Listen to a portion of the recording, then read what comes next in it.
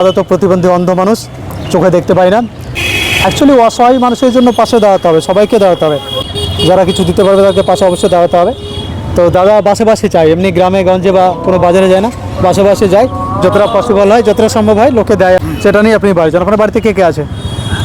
আমি বাড়িতে বলে আমার স্ত্রী আর আপন বেটারা ভেনু দুটো আপনার ছেলে কটা আছে, ছেলে মেয়ে? দুটো ছেলে। দুটো ছেলে। আর আপনি আছেন, আপনার ওয়াইফ। আর তাহলে আপনি আর আপনার ওয়াইফ আছেন বাড়িতে। হ্যাঁ। পেয়েছি ব্যাপার। আমি যতটুকু পারলাম, যতটুকু আমার সামর্থ্য আছে আপনাকে আমি দিলাম, 200 টাকা আপনাকে দিলাম, ঠিক আছে? ভালো থাকবেন। আমি এখন যেখানে আছি এটা হচ্ছে শেখপাড়া বাজার। তো আমি শেখপাড়া বাজার থেকে ভিডিওটা করলাম, এই দাদাকে অন্ধ মানুষটাকে দেখতে পেলাম, যতটুকু সামর্থ্য আমি সাপোর্ট করলাম। আমি নোটগুলি দিলাম, আইডিয়া করে দাদা বলতে পারলাম যে কত টাকার নোট। ওরা কিন্তু বলে দেয়, কীভাবে বলে ওরা?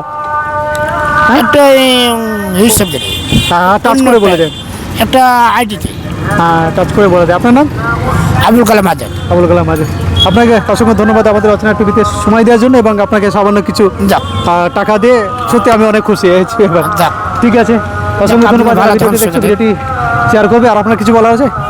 না স্যার। ভালো থাকবেন, হ্যাঁ। আর দেখে শুনে হাঁটবেন, হ্যাঁ, রাস্তাঘাটে।